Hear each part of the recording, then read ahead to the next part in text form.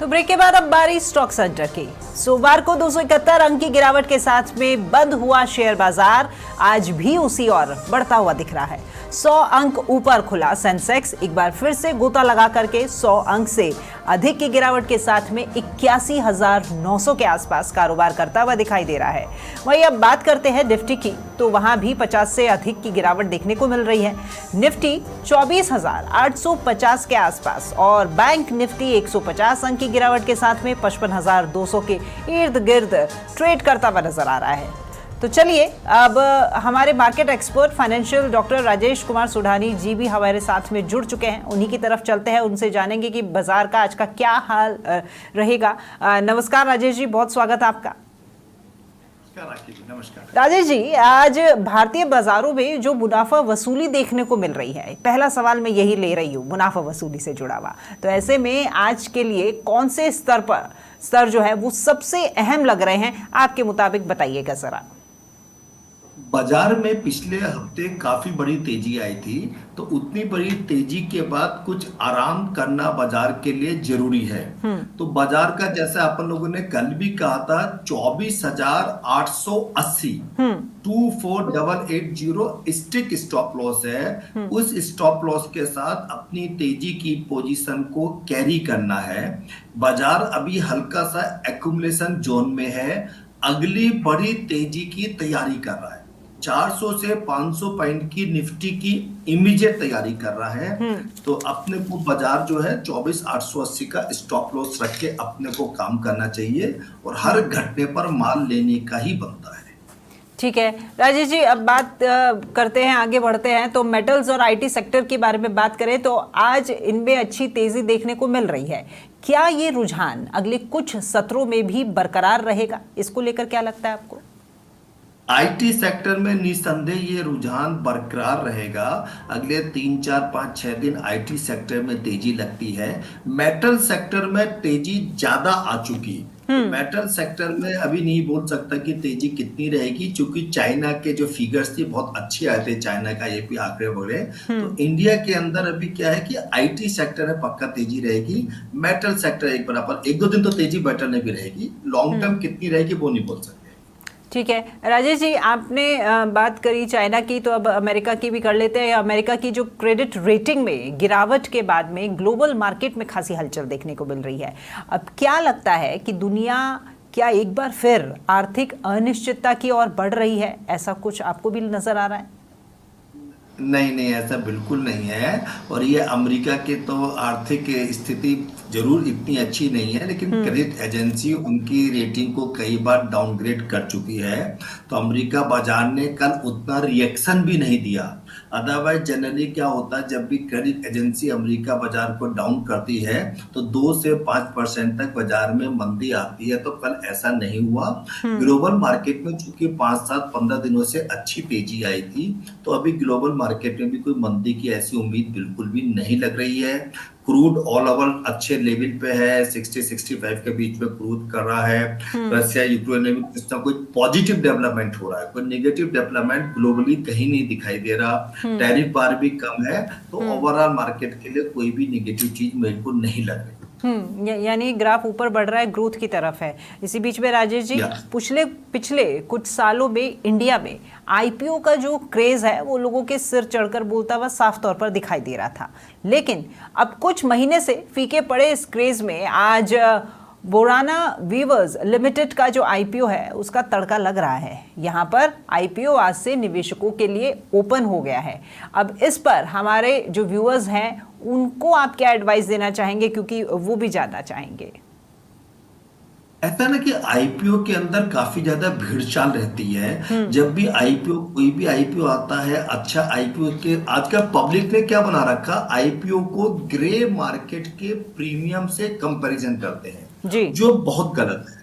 कई बार grey market का premium ऐसी कंपनियों का बन जाता है जो बिल्कुल बेकार हैं और अच्छी कंपनियों का प्रीमियम नहीं बनता। पिछले 6-7 महीनों में कई ऐसे आईपीओ भी आए हैं जो 5-7 गुना हो चुके, 5-7 टाइम हो गए। तो अपने को कंपनी को समझना जरूरी है। मेरा आईपीओ के लिए ये बोलना रहेगा यहाँ पे आप लोगों के माध्यम से, निवेशक उसका रेड हियरिंग प्रोस्पेक्टस पढ़े। कंपनी किस लिए पैसे ला रही है, आईपीओ का क्या पर्पज है, प्रमोटर्स का पुराना बैक रिकॉर्ड ट्रैक रिकॉर्ड क्या है, ना कि ग्रे मार्केट के प्रीमियम को देखकर आप पैसा लगाएं। आपने जिस आईपीओ के लिए बोला है, ग्रे मार्केट पे 30% का प्रीमियम चल रहा है। एज पर सेबी नॉर्म्स, चूंकि मैं आईपीओ के लिए मैं नहीं बोलूंगा अभी उसमें, लेकिन मैं फिलहाल उस आईपीओ में अपना पैसा नहीं लगा रहा हूं। मैं कंपनी को फंडामेंटल चेक करके डीआरएचपी पढ़ के ही पैसा लगाता हूं। तो मेरा आप लोगों के माध्यम से ये अनुरोध है सब लोगों से कि आप डीआरएचपी पढ़ें, उसका ऑब्जेक्ट समझें। कंपनी बेसिकली ऑब्जेक्ट मतलब हम आईपीओ क्यों ला रहे हैं, उस पैसे से क्या करेंगे, उस पैसे से कोई भी प्रोडक्टिव काम करेंगे तो आप आईपीओ में जरूर पैसा लगाएं। उस पैसे से कुछ भी प्रोडक्टिव काम नहीं हो रहा है तो आईपीओ को अवॉइड करना चाहिए। इमीडिएट गेन के लिए आप किसी भी आईपीओ में लगा सकते हैं। अभी इमीडिएट गेन के लिए अगर आप चाहेंगे तो इसमें भी लगा सकते हैं, लॉन्ग टर्म इसमें मैं एडवाइस नहीं करूंगा। यानी भेड़ चाल छोड़नी पड़ेगी राजेश जी, सोच समझ करके पूरी गणना के हिसाब से ही हमको आगे बढ़ना है, यही बात? बिल्कुल ठीक है राजेश जी, अब बात कर लेते हैं सरकारी कंपनी की। तो जो सरकारी कंपनी बीईएल है उसको 2024-25 की चौथी तिमाही में 2127 करोड़ रुपए का शुद्ध मुनाफा हुआ है। अब कंपनी का जनवरी मार्च में रेवेन्यू भी 7% बढ़ गया है। अब इसी को देखते हुए हमारे व्यूअर्स के लिए इस शेयर पर कोई एडवाइस दे दीजिए जरा। डिफेंस की बहुत अच्छी कंपनी है। इसके कई सारे प्रोडक्ट अभी भारत पाकिस्तान के लेटेस्ट युद्ध के अंदर टेस्ट किए गए हैं। डिफेंस की अच्छी कंपनी है और यहाँ से भी अभी 10 से 20% भाव बढ़ने के चांसेस हैं। अच्छी कंपनी है, बहुत अच्छी कंपनी है। ठीक है, नवरत्न कंपनी है।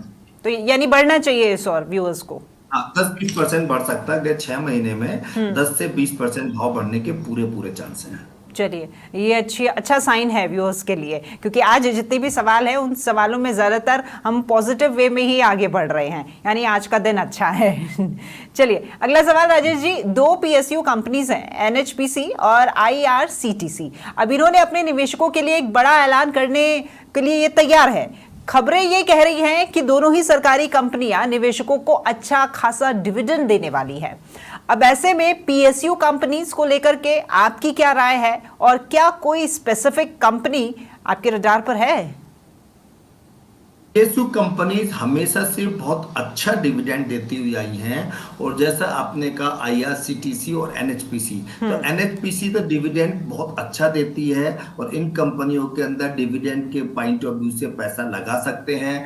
और पीएसयू कंपनी आरईसी पीएफसी भी बहुत अच्छा डिविडेंड देती है। तो डिविडेंड पॉइंट ऑफ व्यू से आरईसी पीएफसी पीटीसी इंडिया, इन सारी कंपनियों में पैसा लगा सकते हैं। पीएसयू की पिछले 4-5-6 सालों में पीएसयू कंपनियों की पोजीशन बहुत ज्यादा सुधरी है, बहुत जबरदस्त ढंग से काम कर रही हैं। जो बीमारू पीएसयू थे वो भी अब प्रॉफिटेबल हो गए हैं। तो शॉर्ट टर्म के लिए आरईसी पीएफसी पैसा लगा सकते हैं, एनएचपीसी पैसा लगा सकते हैं। शॉर्ट टर्म इन्वेस्टर्स को 2-4-5% रिटर्न मिलने में कोई दिक्कत नहीं आएगी।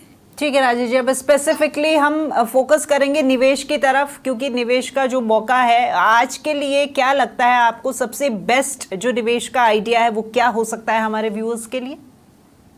एक तो राखी जी, अपन है ना जो डेली निवेश का पूछते हैं उसको निवेश की जगह अपन ट्रेडिंग बोलेंगे। क्योंकि निवेश मेरा ये मानना है राखी जी कि कम से कम 6 महीने 12 महीने 18 महीने के लिए होता है। जो भी ट्रेडर्स करना चाहते हैं वो 1-2-3 दिन के लिए होता है। तो आईटी सेक्टर में इन्फोसिस अच्छा लगता है, टीसीएस अच्छा लगता है, इनके अंदर ट्रेडिंग कर सकते हैं। मीडिया के शेयर्स में काफी हलचल है। एनडीटीवी ने कल भी अच्छा रेट दिया था गेन और आज भी अच्छा दिया। तो अब एनडीटीवी के साथ टीवी टुडे, नेटवर्क 18 ये भी चल सकते हैं। एज पर सेबी नॉर्म्स मेरा या मेरी फैमिली का इनमें इन्वेस्टमेंट हो सकता है।